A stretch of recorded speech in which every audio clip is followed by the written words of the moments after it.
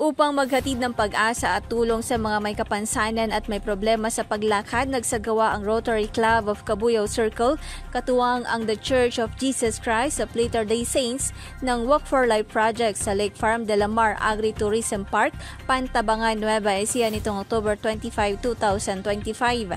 Ayon kay Maricar Suarez, may-ari ng Lake Farm de la Mar at kasalukuyang Pangulo ng Rotary Club of Cabuyao Circle, layunin ng proyekto ang makatulong sa mga kababayang nangangailangan ng mobility assistance. Sa ilalim ng programang ito, nakapamahagi sila ng 28 wheelchairs, 8 canes, 2 walker at mga water filters para sa mga piling benepisyaryo sa Pantabangan. Bilang presidente, dinadala ko talaga dito sa Pantabangan. I-share ko din ang pagmamahal at tulong na kaya nang bigay dito sa Pantabangan.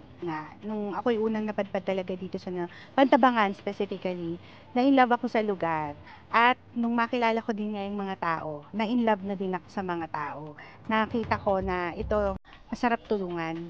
Kasi sila yung mga tao na pag tinulungan mo, talaga naman alam mo na hindi matitigil sa kanila yung tulong. I-share din nila yung inspiration and motivation na naibahagi mo sa kanila. Reason why I joined the Rotary is to have a bigger platform para mas makatulong, mas marami yung ma-reach, mas malayo yung ma-reach, at mas maraming makatuwang sa pagtulong. Bago sinagawa ang aktwal na pamamahagi, nagsagawa muna ng assessment at evaluation ang kanilang team upang matukoy ang karapat-dapat na tulong na dapat nilang matanggap. Hindi po kasi ordinaryong wheelchair ang aming ipinamigay ngayong araw na ito. Ito po ay mga customized wheelchair according sa build po ng ating mga recipient. Kasi ang primary objective natin is to restore mobility and to improve the quality of life ng mga recipient. Ilan sa mga nakatanggap ng wheelchair sina Ferdinand Elarde at Estelita Diaz na kapwa nagpapasalamat sa tulong na kanilang natanggap mula sa Rotary Club. Tulong po sa akin to, yung sa pagpunta-punta ko ng kusina, ganun. Ito po yung ganito po yung ginagamit ko. May hiniram po kasi akong ganito, galing ng barangay. Ngayon, kumbaga sarili na, makakaikot na po sa bahay. May wheelchair po ako, kaya lang sila na dumulunto naman. Nabakbak na yung mga gulong niya. Maraming salamat po sa nagtulong sa amin ng wheelchair. Bukod dito, nagsagawa din sila ng End Polio Now Drive sa pamamagitan ng pagbibigay ng oral polio vaccine, gayon din ang pneumonia vaccine. Nagsagawa din sila ng vision screening para sa mga recipient beneficiaries na mga salamin sa mata. Ito po ay pinamimigay namin lahat ng libre po.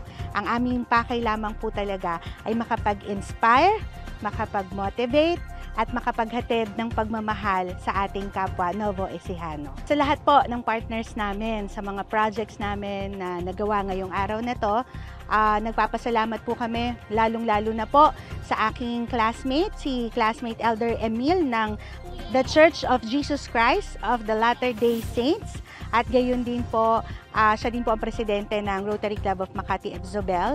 So sa lahat po ng bumubuo ng Rotary Club of Makati F. Zobel and makasamahan natin from the Church of Jesus Christ of the Latter-day Saints, maraming salamat po sa inyo. Gayon din po sa aming mga staff sa Lake Farm de la Mar.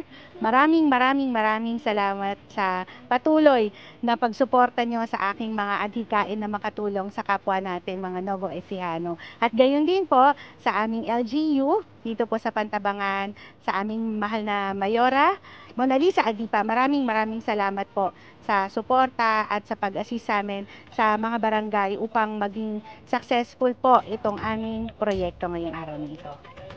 Para sa Balitang Nueva Ecija, Maylin Ponciano ng DWNE Teleradyo ang inyong kakampi.